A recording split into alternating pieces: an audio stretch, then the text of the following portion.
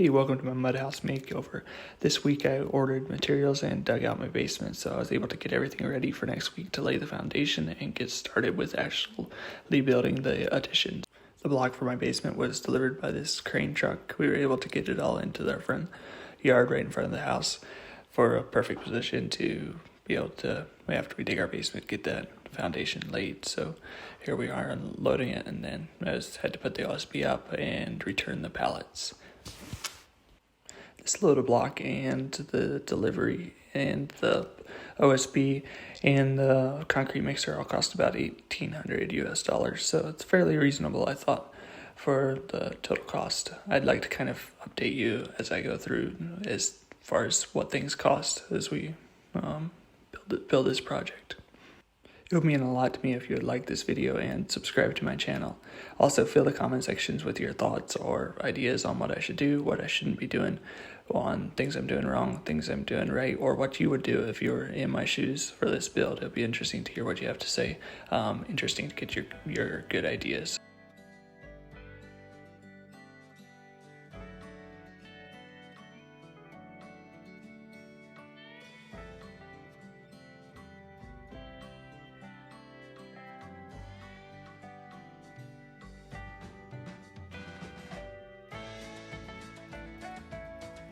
Two days after we got the block delivered, we started work on the basement. So first of all, I had to move the sand and gravel out of the way. My delivery truck for the sand and gravel kind of put my material right in the way, not where I wanted him to put it, but he couldn't fit the other place, so I had to pull out the fence for my gate for my front entrance and make it bigger for future deliveries.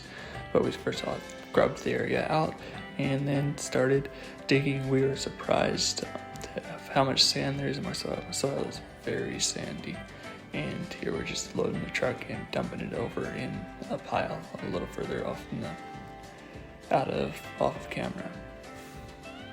While he was doing this, we started digging out inside to get a little more dirt out so we could fill our floor in with concrete. We planned to pour about 4 inches of concrete inside the house, and then the floor on top of that.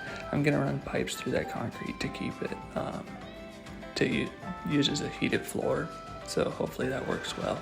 Run that through my fireplace and heat my floor.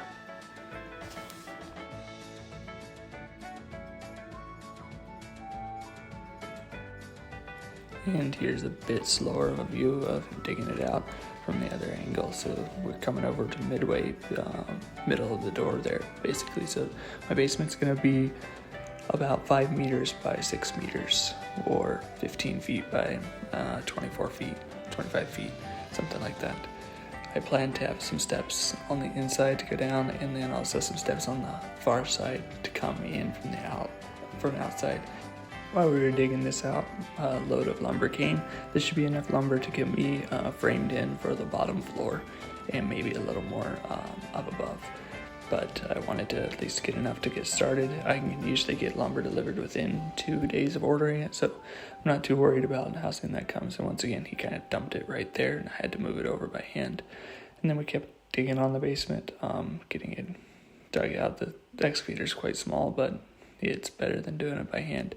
As you can see, I think I was saying earlier, this soil is really sandy. It's basically pure sand. I wouldn't have had to order sand for my concrete. If I would have known this, I would have just got 2 loads of gravel and used all the sand. The sand is actually really good, but as far as for building things with, not necessarily for growing things, I'm going to have to figure out how I'm going to do it for my field to get the fertility up in there. I've got a couple ideas, so I'll see how it works.